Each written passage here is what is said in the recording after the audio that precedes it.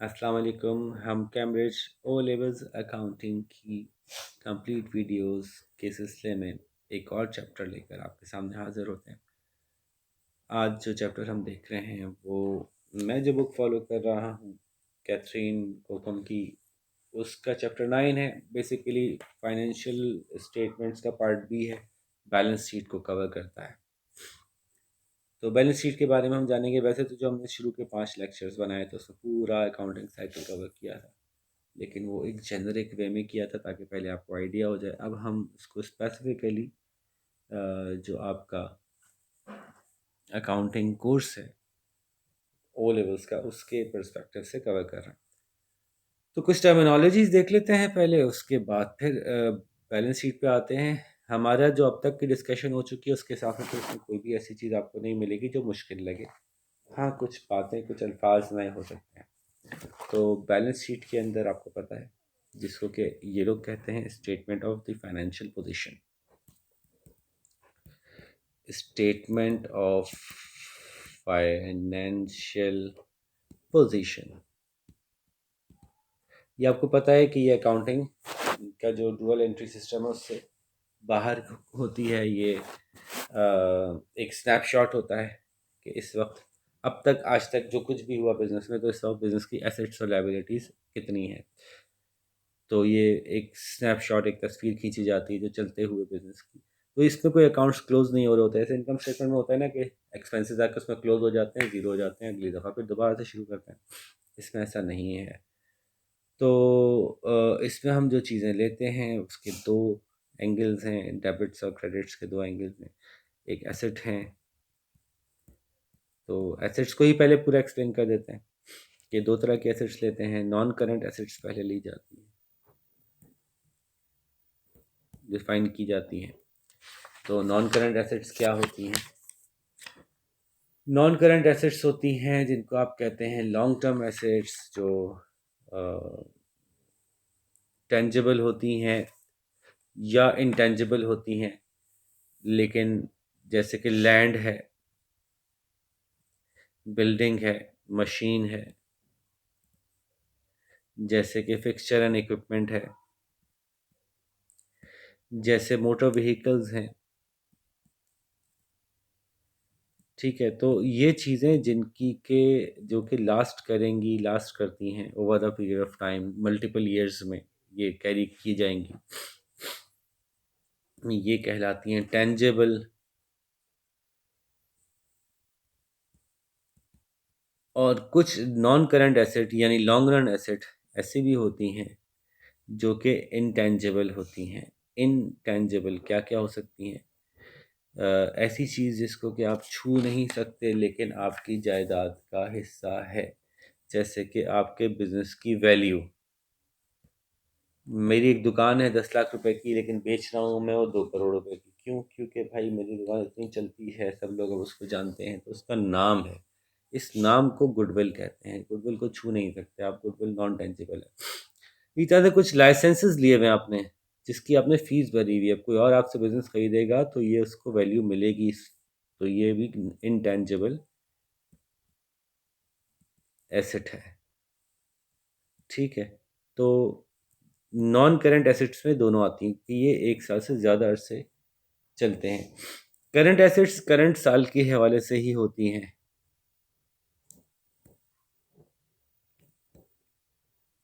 ठीक है, current assets में क्या क्या आता है? करंट एसेट्स शॉर्ट टर्म हैं, और इसको भी जब आप अरेंज करते हैं तो उसको इंक्रीजिंग ऑर्डर ऑफ लिक्विडिटी के साथ अरेंज करते हैं, क्योंकि सबसे ऊपर नॉन करंट लिया ना आपने, तो जब ऊपर से नीचे आते हैं तो सबसे नॉन करंट चीज़ सबसे ऊपर होगी और सबसे लिक्विड चीज़ सबसे नीचे आएगी। ये क्या बात हुई? यानी जो जितनी जल्दी कैश में कन्वर्ट हो सकती है वो चीज़ सबसे नीचे हम ले रहे होते हैं। तो नॉन करंट एसेट्स की मिसाल है जैसे कि इन्वेंट्री है। इस साल जो भी सामान बच गया रॉ मटेरियल में या फिनिश गुड्स में, तो वो करंट एसेट है, इसी साल की है। इसी तरह से रिसीवेबल है इस साल के, इस साल के रिसीवेबल हैं। इसी तरह से जो बच गए अभी नहीं रिसीव हुए में, इसी तरह से बैंक अकाउंट में जो पैसे पड़े हैं, फिर हमारे पास कैश जो पड़ा हुआ है, ये सब करंट एसेट्स इसी साल की है, पिछले सालों से चलती हुई नहीं आ रही, और अगले साल इनकी वैल्यू कुछ और होगी, चेंज हो जाएगी सिचुएशन। ठीक है, तो these are the current assets. जैसे मैंने बताया लिक्विडिटी की फॉर्म में ही इसको लिखा गया, तो सबसे कैश कैश सबसे ज़्यादा लिक्विड है, फिर बैंक है, फिर रिसीवेबल है, फिर इन्वेंट्री।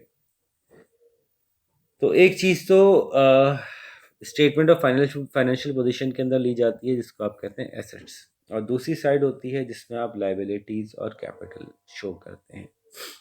बिजनेस को किस किस को पैसे लौटाने, एक्चुअली ये लाइबिलिटीज ही हैं, बिजनेस को किस किस को पैसे लौटाने हैं, और ओनर इक्विटी कैपिटल भी उसका एक पार्ट है, क्योंकि ओनर को भी बिजनेस से पैसे लौटाने हैं। तो लाइबिलिटीज में ही आता है कैपिटल। लाइबिलिटीज के अंदर भी हम मनी डिस्ट्रीब्यूशन कर देते हैं। नॉन करंट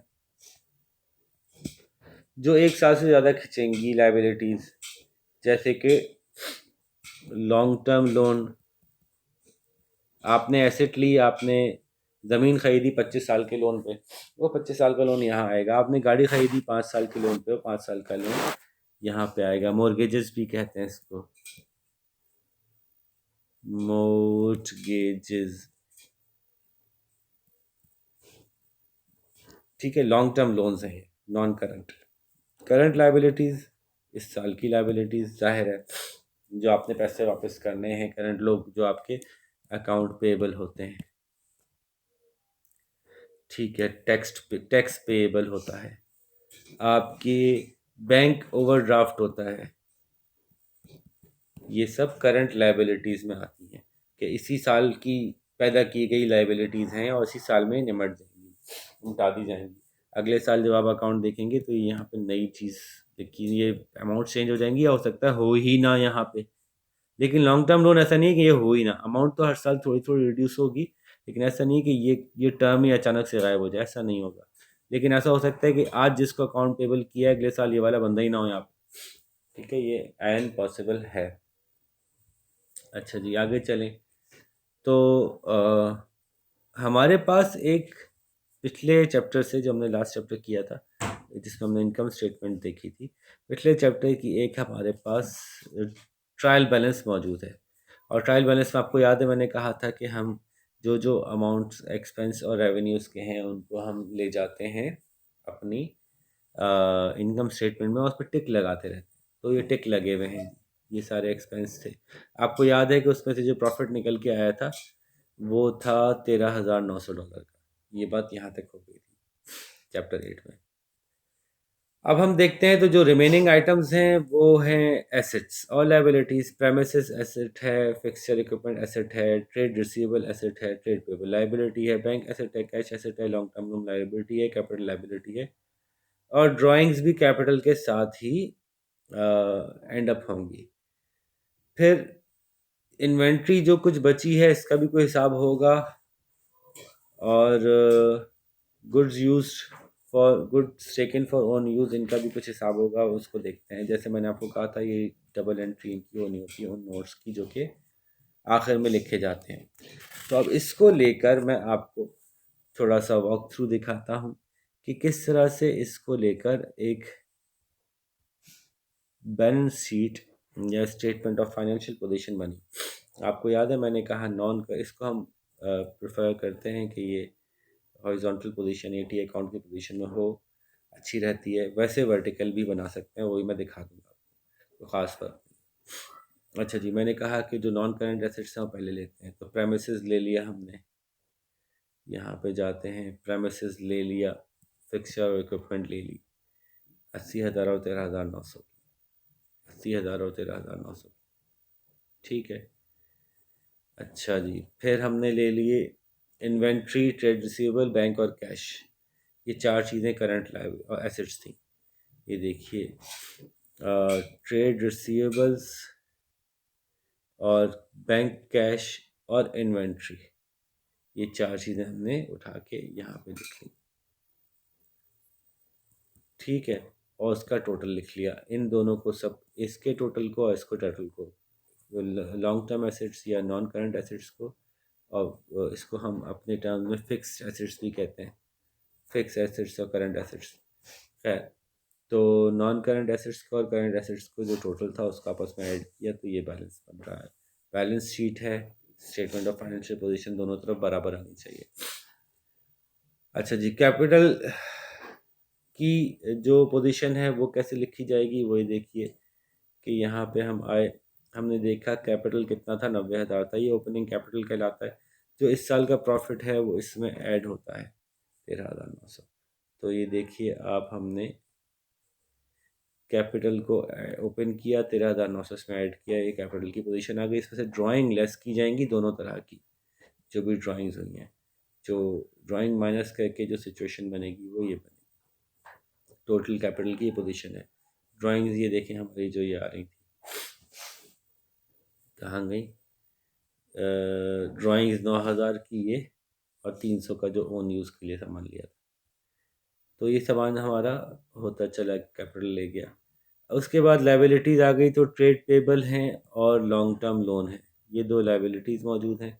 ये देख लें आपकी, ये हमने यहाँ पे नॉन करंट लाइबिलिटीज़ में, कैपिटल के बाद नॉन करंट लाइबिलिटीज़ में लोन ले लिया, और करंट लाइबिलिटीज़ में ट्रेड पेबल, अकाउंट पेबल जिसको हम कहते हैं, इन दोनों को ऐड किया, इसको ऐड किया, तीनों को ऐड करके आंसर आया 112,400, 112,400 विच इज़ इक्वल। अगर इक्वल नहीं आ रहा तो इसका मतलब है कुछ गड़बड़ की है आप।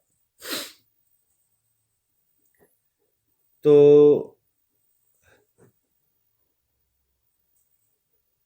ये हमारी स्टेटमेंट ऑफ फाइनेंशियल पोजीशन तैयार हो गई हॉरिजॉन्टल फॉर्मेट में, टी अकाउंट फॉर्मेट में। यही उसकी शक्ल आ गई वर्टिकल फॉर्मेट में, बिल्कुल सेम ही है, कुछ भी फ़र्क नहीं है, वही 112,400, 12400। आप ही समझ लीजिए कि इन्होंने ये काट के, वहाँ से काट के यहाँ चिपका दिया, ऐसा समझ लीजिए बिल्कुल आप। इसी तरह से कैलकुलेट हो गई। ठीक है, बात समझ आती है। अब इस बात को आपको ये याद होना चाहिए कि आपने जब ये पोजीशन बना ली तो आपके ट्रायल बैलेंस का हर आइटम टिक हो चुका हो, इनकम स्टेटमेंट और स्टेटमेंट ऑफ फाइनेंशियल पोजीशन हर आइटम टिक हो चुका हो, हर आइटम एक एक दफ़ा ले लिया गया, और ये आइटम दो दो दफ़ा टिक हो चुके हों। जितने भी नोट्स आ रहे हैं, नोट्स दो दो दफ़ा टिक हो चुके हो। तो ये आपको याद है कि इसकी एक एंट्री इनकम स्टेटमेंट में आई थी जब हमने लेस किया था इसको, क्लोजिंग स्टॉक को, और एक एंट्री इसकी आई थी, इसको भी हमने लेस किया था जो हमारे इन्वेंट्री में से, और एक दफ़ा ये यहाँ पे आ गया कैपिटल के अंदर, दो दफ़ा टेक होना चाहिए। ठीक है जी, तो ये आपने स्टेटमेंट ऑफ फाइनेंशियल पोजीशन बना ली, बैलेंस शीट बना ली। इसको एक नज़र देखकर आप ये बता सकते हैं कि इस साल हमने क्या, अब तक पूरे बिजनेस ने आज तक जब से कायम हुआ है तब से अब तक क्या क्या बना चुका है, और वो बनाने के लिए रिसोर्सेस कहाँ से आए। ठीक है, और ये पता चलता रहेगा कि इस साल, अभी आज के दिन अगर देखा जाए तो रनिंग ईयर में कितना कैश पड़ा है, क्या बैंक में पड़े हुए हैं रनिंग ईयर में आज के दिन, और यही पता चलेगा जो रनिंग ईयर गुजरा है इसके अंदर बिजनेस ने क्या प्रॉफिट बनाया। ठीक है, तो इसकी मदद से जो बैलेंस शीट है या स्टेटमेंट ऑफ फाइनेंशियल पोजीशन है, इसकी मदद से हम ये फैसला करते हैं कि कंपनी में इन्वेस्टमेंट करनी चाहिए या नहीं करनी चाहिए, इसीलिए इसको balance statement of financial position कहते हैं। एक कंपनी है वो कह रही है जी मेरे 50% शेयर ले लें, मैं बड़ा अच्छा कारोबार कर रही हूँ, ठीक है इनकम स्टेटमेंट दिखाओ। उन्होंने इनकम स्टेटमेंट दिखाई, और उसमें उन्होंने दिखाया कि जी हमने परचेजेस की 20 लाख की और सेल्स की 50 लाख की, और समहाउ नेट प्रॉफिट हमारा 20 लाख का आ रहा है ऑपरेटिंग एक्सपेंस निकाल के। आपने कहा 20 लाख का ऑपरेटिंग नेट प्रॉफिट, अच्छा थोड़ा कम में आगे पीछे हो गए। 20 लाख का नेट प्रॉफिट, यार ज़बरदस्त, 20 लाख का नेट प्रॉफिट तो बहुत अच्छा होता है, 2 मिलियन। तो आपने कहा ठीक है जी इसमें इन्वेस्ट करना चाहिए। आपने स्टेटमेंट ऑफ फाइनेंशियल पोजीशन नहीं देखी तो आपका फैसला गलत हो सकता है। आपने जाके वहाँ देखा तो भाई साहब उनका जो एसेट थी वो बहुत थोड़ी सी थी, 5 लाख एसेट पुरानी थी, 20 लाख का उनके पास प्रॉफिट आया इस दफ़ा। कैपिटल की इन्वेस्टमेंट उनकी कम थी पहले, लाइबिलिटीज़ ही लाइबिलिटीज़ भरी हुई हैं। कंपनीज में 5 करोड़ रुपए की लाइबिलिटीज़ हैं, जो कि नज़र आ रहा है कि यार ये जितना भी एसेट यहाँ पे खड़ा किया है इन्होंने, ये सब का सब उधार में वापस जाने वाला है। और ये अगर वापस चला जाएगा तो फिर बिजनेस कैसे खड़ा होगा, कैसे आगे परफॉर्म करेगा। तो प्रॉफिट टू डेट रेशो, ये कुछ रेशोज हैं जो हम इससे कैलकुलेट करेंगे, आगे जाके आपको पता चलेगा। तो बैलेंस शीट या स्टेटमेंट ऑफ फाइनेंशियल पोजीशन, आपके कंपनी की फाइनेंस की हालात कैसे हैं। स्टेटमेंट ऑफ फाइनेंशियल पोजीशन देखे बगैर हम कंपनी के बारे में डिसीजन नहीं ले सकते। Yes, income statement is important. Income statement is more important for the operators of the business, कि हमने इस साल कैसा चलाया, ये साल हमारा कैसा गुजरा।